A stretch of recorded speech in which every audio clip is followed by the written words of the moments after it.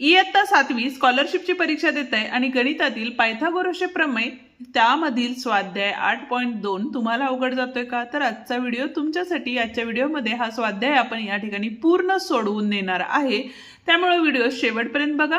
Video आवडला तर व्हिडिओला लाईक, शेअर आणि कमेंट करायला विसरू नका. आणि त्याचप्रमाणे जर चॅनलवर नवीन आणि पहिल्यांदाच असाल तर चॅनलला नक्की सबस्क्राईब करून बेल आयकॉनही दाबा. तर मग बघूया 18.2 मधला पहिला प्रश्न काय आहे. काय सांगितलेला आहे पहिला प्रश्न? त्रिकोण एबीसी मध्ये मापकोन बी बरोबर 90 अंश, बी 90 दिलेला आहे, ए 30 अंश दिलेला आहे आणि सी 60 अंश दिलेला आहे. जर काय दिलेलं आहे, एसी बरोबर 12 दिलेलं आहे, तर बीसी बरोबर काढा असं आपल्याला सांगितलेलं आहे. आणि बीसी ही काय आहे बघा, 30 अंश कोणासमोरील बाजू आहे आणि 30 अंश कोणासमोरील बाजू ही काय असती, 1/2 गुणिले कर्ण. कर्ण म्हणजे एसी. एसी किती दिलेलं आहे, 12. भाग घालवला बेसक्क 12 म्हणजे ती बाजू जी आहे बीसी ती किती असणार आहे, 6 सेमी इतकी असणार आहे. म्हणजेच पहिला पर्याय या ठिकाणी बरोबर आहे. ठीक आहे. दुसरा प्रश्न बघतोय. काय सांगितलेलं आहे बघा, एका बागेतील शिडी व घसरगुंडीचे वरचे टोक जमिनीपासून 12 मीटर अंतरावर आहे. ठीक आहे. आता ही झाली घसरगुंडी. ठीक आहे. आणि वरचे टोक 12 मीटर आहे, म्हणजे हा जो खांब आहे तो कितीचा दिलेला आहे आपल्याला, 12 मीटरचा दिलेला आहे. ठीक आहे. शिडीची लांबी 13 मीटर आहे. ही शिडी असेल तर ह्याची लांबी 13 मीटर आहे आणि घसरगुंडीची लांबी ही किती आहे, तर 15 मीटर आहे. आता ही जर घसरगुंडी घेतली तर याची लांबी किती आहे बघा, 15 मीटर आहे. ठीक आहे. असल्या शिडीच्या खालच्या टोकापासून घसरगुंडीच्या खालच्या टोकापर्यंतचे अंतर किती? म्हणजेच आपल्याला काय करायचंय बघा, तर इथून इथपर्यंतचं अंतर काढायचं आहे. म्हणजे जर ए बी सी आणि इथं डी घेतला तर आपल्याला एसी बरोबर किती आहे ते अंतर या ठिकाणी काढायचं आहे. ठीक आहे. आता पहिली गोष्ट, हा जो खांब आहे त्याची तो काय असणार आहे, जमिनीला लंब असणार आहे. म्हणजे या ठिकाणी पायथागोरस प्रमेय वापरून आपण एडी आणि डीसी या ठिकाणी काढू शकतो. जर आता या ठिकाणी एडी बरोबर काढलं म्हणजे एडीचा वर्ग बरोबर केला तर कर्णाचा वर्ग वजा बाजूचा वर्ग, कर्णाचा वर्ग 169, बाजूचा वर्ग 144, वजाबाकी केली इथं आले 25. ठीक आहे. म्हणजेच एडी बरोबर किती आले आपले 5, कारण वर्गमूळ घेतले. त्याच पद्धतीने आपल्याला काय करायचंय, डीसी सुद्धा काढून घ्यावा लागेल. म्हणजेच बघा या ठिकाणी काय येईल आपले, डीसीचा वर्ग बरोबर काय असणार आहे बघा या ठिकाणी, तर बीसी म्हणजे कर्णाचा वर्ग हा किती आला 225 वजा हे काय आहे इथं 12, 12चा वर्ग किती असतो 144, किती आले बघा, 5तनं 4 गेले 1 राहिले, 12तनं 4 गेले 8 राहिले, बरोबर आहे. हातच्या दिला 0 झाले. म्हणजेच डीसी बरोबर आपल्याला किती मिळाले, 9 मिळाले. आता आपल्याला लांबी काय करायची होती, एसीची काढायची होती. म्हणजे इथं किती आले, 5 आणि 9 किती होतात, तर 14 होतात. म्हणजेच या ठिकाणी काय असणार आहे, 14 मीटर त्या शिडीच्या खालच्या टोकापासूनचे त्या घसरगुंडीच्या खालच्या टोकापर्यंतची लांबी असणार आहे. ठीक आहे. तिसरा प्रश्न बघतोय. काय सांगितलेलं आहे बघा, बाजूच्या आकृतीत ओ हा वर्तुळाचा केंद्रबिंदू आहे. ठीक आहे. जर एसी बरोबर 33 असेल, एसी बरोबर 33 आणि सीबी बरोबर 44 असेल तर आपल्याला सीओ नाही तर एओ या ठिकाणी काढायचा आहे. ठीक आहे. एओ म्हणजे ए पासून ओ पर्यंतचं अंतर. ठीक आहे. आता त्यांनी संकेत काय दिलेला आहे बघा, एबी हा व्यास आहे आणि एसीबी हा अर्धवर्तुळ कंस असल्यामुळं मापकोन सी हा किती असतो, 90 अंशाचा असतो. मग पायथागोरसचा प्रमेय वापरला तर इथं बघा एबीचा वर्ग बरोबर काय असणार आहे या ठिकाणी, तर 33चा वर्ग अधिक 44चा वर्ग आला. 33चा वर्ग केला तर 1089 येतो, 44चा वर्ग केला तर 1936 येतो. दोघांची बेरीज केली तर बघा 5 हातच्याला 1, 8 आणि 4 12, हातच्याला 1 आले 10, हातच्याला 1 आणि या ठिकाणी किती आले बघा 1 2 आणि 3 आले. ठीक आहे. आता 3025 कशाचा वर्ग आहे, तर इथं बघा 5 सक्क 30 आणि 5 5 25 म्हणजे हा 5चा आणि हा काय आला 55चा. म्हणजेच एबी बरोबर या ठिकाणी आपल्याला किती मिळाले, 55 मिळालेलं आहे. ठीक आहे. मग एओ बरोबर काय असणार आहे या ठिकाणी, तर 55 भागिले 2 केले तर आपल्याला बघा बे के बे, बे दोन्ही 4, 1 राहिले, बे 7 14, 1 राहिले, दशांश चिन्ह दिला 0 दिला, बे 5 10 म्हणजे 27.5 हे असणार आहे याचं उत्तर. ठीक आहे. चौथा प्रश्न बघतोय. काय सांगितले बघा, सोबतच्या आकृतीवरून यम बरोबर किती काढायचंय, बरोबर आहे. म्हणजे जर बाजू बीसी आधी काढून घेतली तर या ठिकाणी काय असणार आहे बघा, बीसीचा वर्ग बरोबर 25चा वर्ग वजा 7चा वर्ग, 25चा वर्ग 625, 7चा वर्ग 49, वजाबाकी केली 15तनं 9 गेले 6, हातच्याला 1 दिला, 12तनं 5 गेले 7 आले, हातच्या 1 दिला, इथं आले 500 76. म्हणजेच BC बरोबर आपल्याला किती मिळाले या ठिकाणी 24 मिळाले. बरोबर आहे. पण आता BC बरोबर या ठिकाणी आपल्याला 24 उत्तर आलेलं आहे, पण इथलं उत्तर किती आहे बघा 2m वजा 5 आहे. ते घेतलं. 5 इकडे वजा होते, इकडे आल्यानंतर बेरीज झाले म्हणजे 24 अधिक 5 बरोबर 2m आले. म्हणजेच 5 आणि 4 9 आणि हे 2 गुणाकारात होते, इथं आल्यावर भागाकारात गेली. भाग घालवला, बेके बे चौक 8 1 राहिले, दशांश चिन्ह दिला 0 झाले, बे पंचे 10 म्हणजे 14.5 हे काय असणार आहे, ते m ची किंमत असणार आहे. ठीक आहे. जाऊया आता पुढच्या प्रश्नाकडे, पण त्याआधी अजूनही व्हिडिओला लाईक केले नसेल तर व्हिडिओला लाईक करा, हाईप द्या आणि तुमच्या मित्रांना आपले व्हिडिओ नक्की शेअर करा, जेणेकरून त्यांनाही आपल्या या व्हिडिओचा फायदा होईल. आता काय सांगितलेलं आहे बघा, सोबतच्या आकृतीवरून BC बरोबर किती दिलेले आहे आपल्याला, BC बरोबर काढायचं आहे. AD बरोबर किती दिलेले बघा, तर 30.5 दिलेलं आहे आणि AB किती दिलेला आहे 11 दिलेला आहे. ठीक आहे.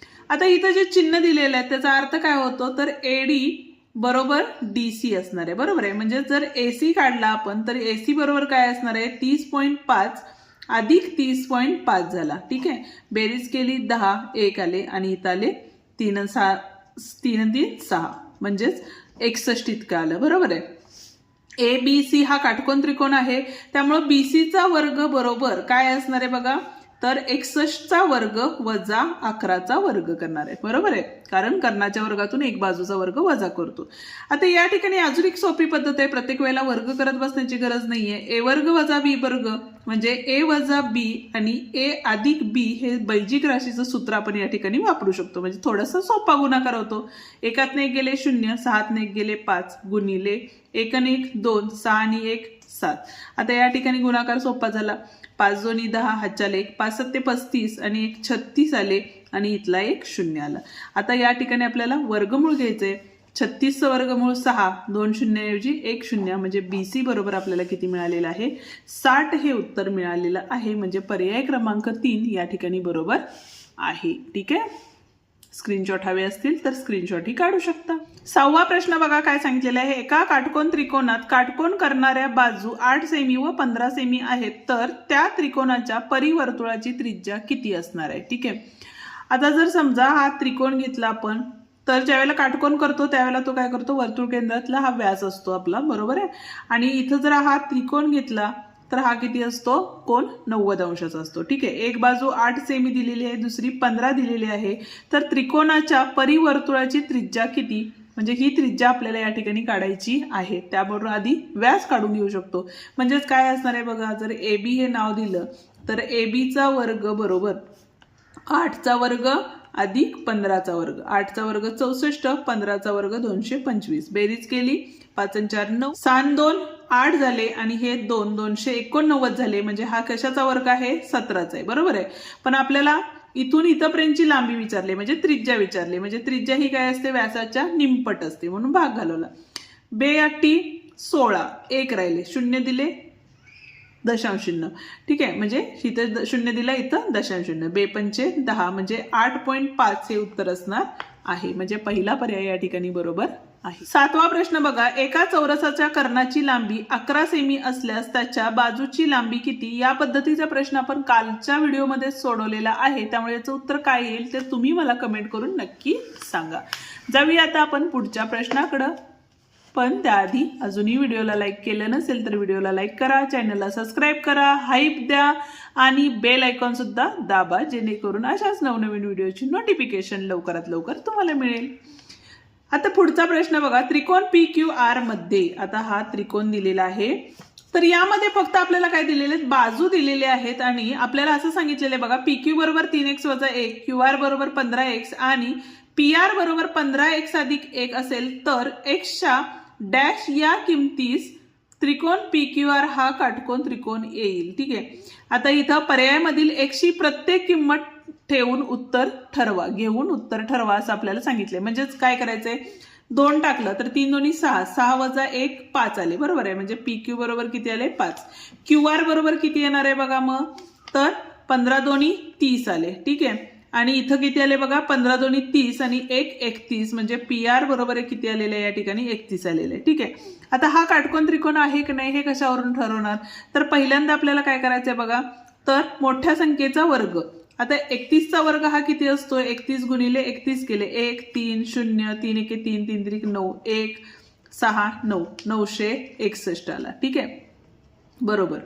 आता 30चा वर्ग हा किती असतो? 900 असतो, अधिक 25 5चा वर्ग, इथं आले 925 आणि इथं आले 961. ठीक आहे, दोन्ही बाजू समान आल्या का? नाही. म्हणजे हे पायथागोरसचे त्रिकूट आहे का? नाही. ठीक आहे, त्याच पद्धतीनं बाकीच्याही किमती तुम्हाला ठेवून बघायच्या आहेत आणि उत्तर काय येतंय ते तुम्ही मला कमेंट करून सांगणार आहात. ठीक आहे, 9वा प्रश्न काय सांगितलेला आहे बघा. PQ बरोबर 18 दिलेला आहे, PQ बरोबर QR.